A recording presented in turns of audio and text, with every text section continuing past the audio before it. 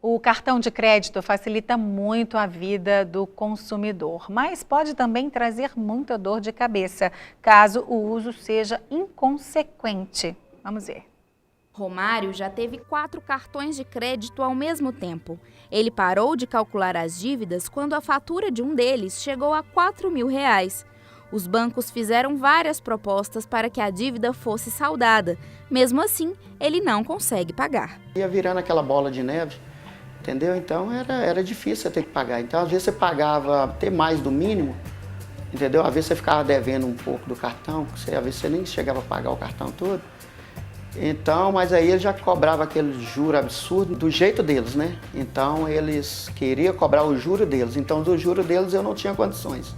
Entendeu? Que eles queriam parcelar de mais vezes, mas porém com um juro alto. Então eu não tinha condições de pagar. A situação de Márcia é um pouco diferente. Aposentada e pensionista do Estado, ela recebeu de um banco a oferta de um cartão de crédito com a fatura descontada em folha. Se descuidou nos gastos e hoje tem uma dívida de mais de R$ 67.000. O que ela não está entendendo é como o valor que é abatido no salário nunca consegue diminuir a dívida. Como estava descontando em folha, aí na minha ignorância eu achei que o que estava descontando em folha era o que eu paguei. Mas está muito nebuloso isso, sabe? Porque, estou te falando, tem 3 anos, já está descontando em folha e aumenta esse valor que está descontando em folha e não abate na minha dívida que eu tenho. E como a dívida no cartão é só um dos problemas financeiros de Márcia, ela não sabe o que fazer.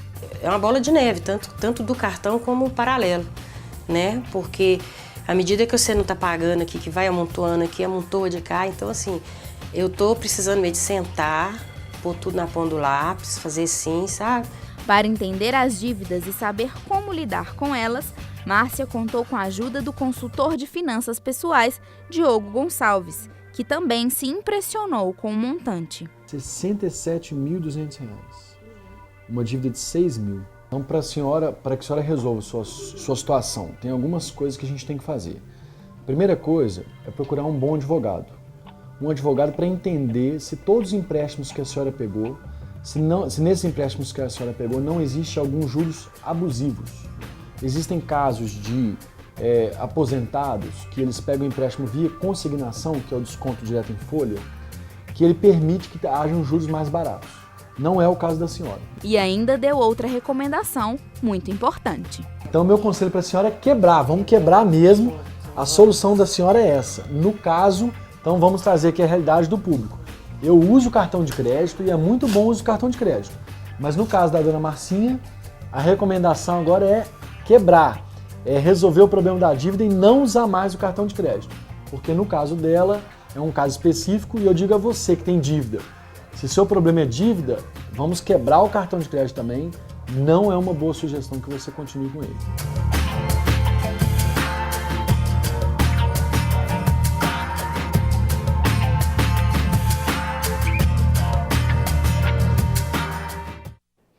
E para contar como é que foi essa história, a reação ali da minha xará, a dona Marcinha, eu recebo aqui no estúdio o consultor de finanças pessoais, Diogo Gonçalves. E aí, Diogo, como é que foi depois a reação ali da dona Marcinha com o cartão de crédito quebrado? Ela ficou feliz? Porque ali parecia que ela estava até feliz, né? Obrigada por ter vindo. Obrigado a você, obrigado pelo convite. Na verdade, ela ficou um pouco assustada, mas no final ela sorriu porque viu que ajudava ela a solucionar o problema dela. O problema dela é um problema um pouco atípico, porque o empréstimo dela foi muito baixo para ter virado aquela bola de neve, como foi citado num outro caso de uma outra entrevista. O caso dela me pareceu um pouco abusivo. Então a minha primeira instrução para ela foi: procure um advogado. Mas tem uma parte que ela tem que fazer mesmo, que é de educação financeira, e na hora que eu cortei o cartão, ela falou assim, eu acho que é melhor eu ser radical e entrar na sua sugestão a continuar vivendo como ela está. É verdade, infelizmente a gente sabe pelas pesquisas que o brasileiro está se endividando cada vez mais. A gente sabe que existem muitas facilidades hoje em dia, né, Diogo? Os créditos pessoais que estão super facilitados, empréstimos, o tempo todo os bancos né, incentivam as pessoas a pegarem empréstimos. A gente sabe dessas lojas todas, as grandes magazines, né, que na verdade as vendas deles talvez sejam até o menor lucro que eles tenham.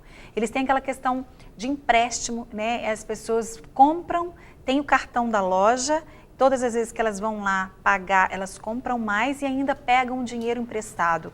Isso tudo é que tem feito com que o brasileiro se endivide mais? Claro, outras questões também. Por quê? Quais são os outros motivos?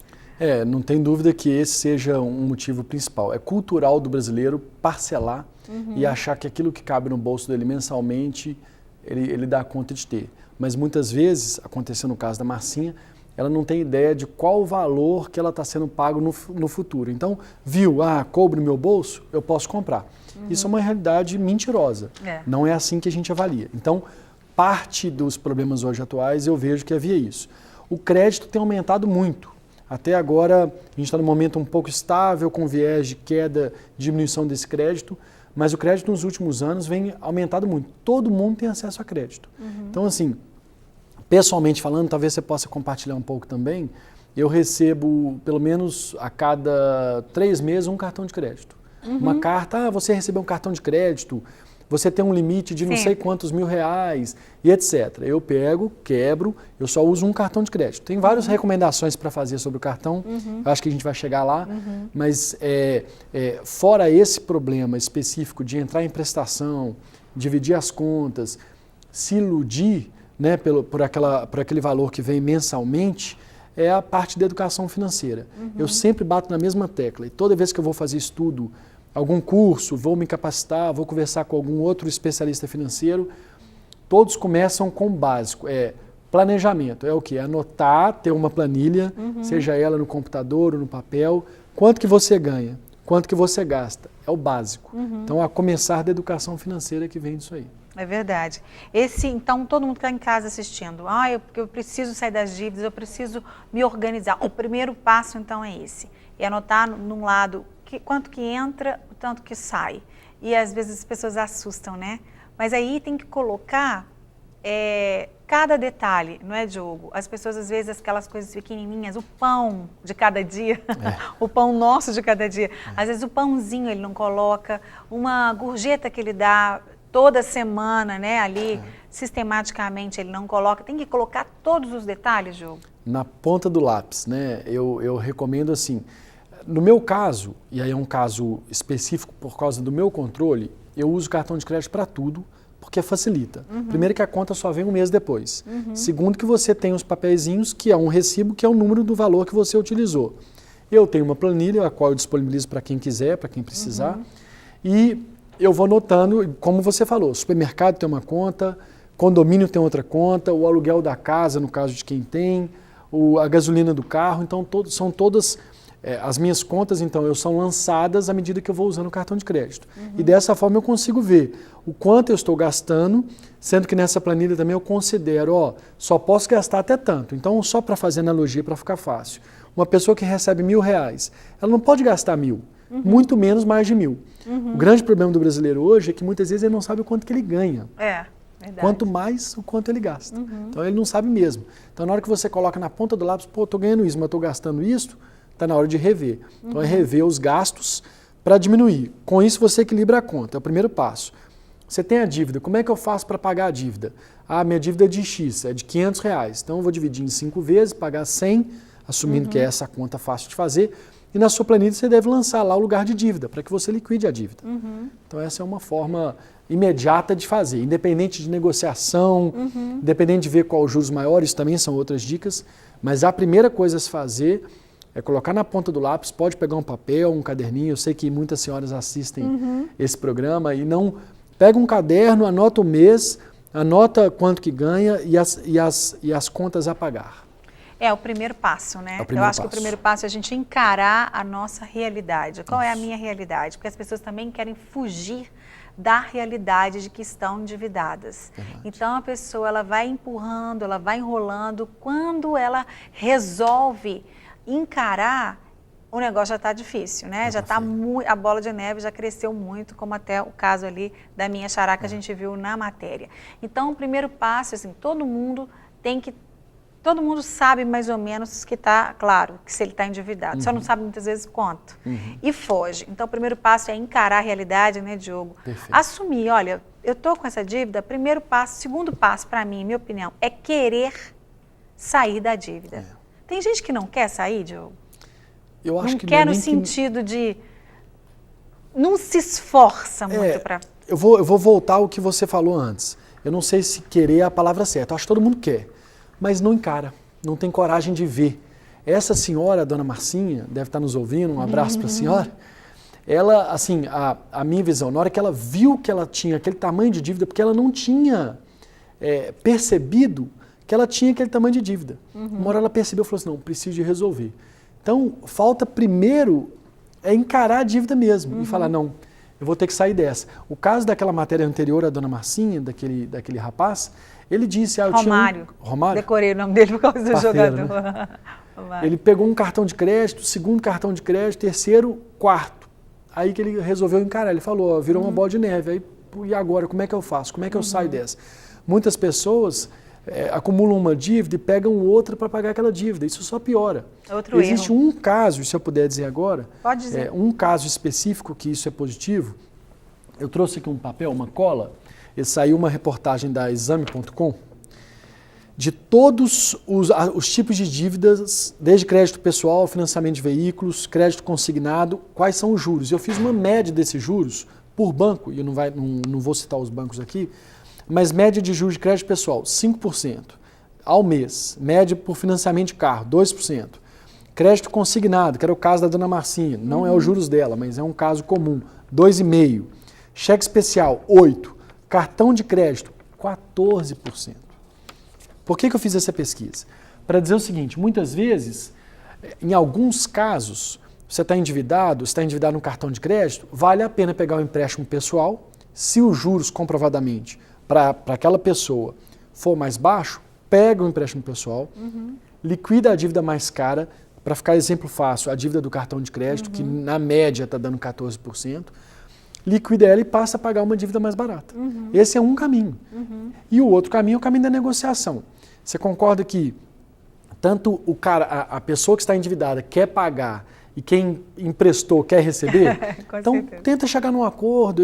Muitas vezes eu confronto a pessoa, indico, sugiro que ela vá a quem ela está ao credor e diga, ó, vamos renegociar, eu tenho como pagar, mas eu tenho que dividir mais vezes, eu preciso de um juros mais barato, é a minha condição.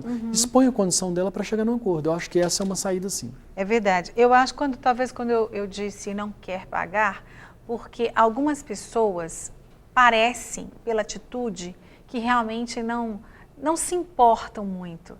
Eu acho que isso é uma questão de caráter, uma questão bíblica, principalmente o cristão. A gente tem uma responsabilidade ainda maior, não é? De ter o seu nome totalmente limpo. É claro que existem circunstâncias na vida, né? Algumas coisas que vêm, que acontecem de uma hora para outra, a pessoa não esperava, precisou de um dinheiro para uma doença, para alguma coisa que realmente foi uma coisa atípica.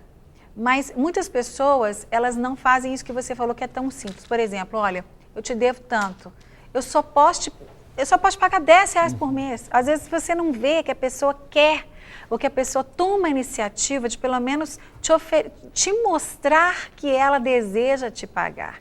É isso que às vezes a gente acha assim, a pessoa vive livremente, normalmente, já tem 5 anos que essa pessoa me deve. Se ela estivesse me pagando pelo menos R$100 por mês, sem juros, sem nada, ela já teria pelo menos me pagar. É porque você percebe quando a pessoa quer consertar, né? Então, acho que isso é muito importante. Você tem uma dívida, eu acho que dívida, Diogo, a gente pode comparar um pouquinho com a questão de engordar, né? Você ganha 1 quilo, 1 quilo. Eu perco rapidinho. Verdade. Né? Semana que vem eu resolvo, fecho a boca, perco 1 quilo. Só que ela se distrai, aí ela engorda 2, ela engorda 4, ela engorda 10. Quando ela vê, ela já engordou 20 quilos. E agora, o que eu faço? Aí ela acomoda, não, tá difícil demais perder esses 20 quilos. E a dívida é a mesma coisa, não é por aí? Concordo plenamente, acho que é caráter sim. Eu acho que existem condições diferentes que a gente tem mesmo que se endividar, um caso de saúde, um caso de emergência, pode acontecer isso. Mas assim, nós como cristãos, a gente deve dar exemplo, ter o nome limpo e cuidar para que a gente não caia em dívidas, principalmente se for para compra, para coisa compulsiva, para aparecer para o amigo do lado.